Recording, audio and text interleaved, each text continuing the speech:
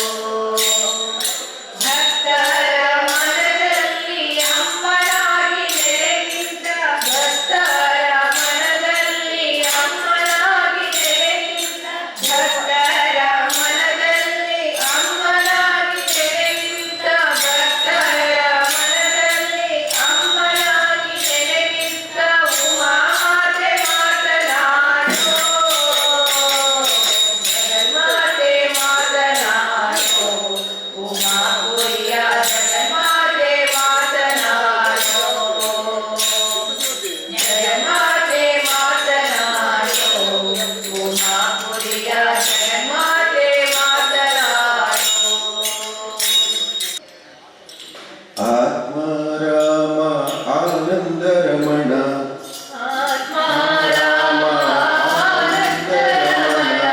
Achyuta Keshava Harinarayana Achyuta Keshava Harinarayana Atma Rama Ananda Ramana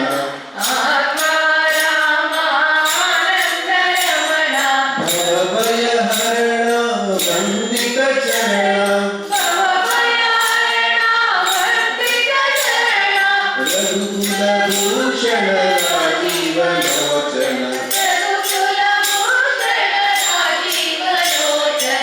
Adinarayana Ananta Shayana Sachchidananda Satyanarayana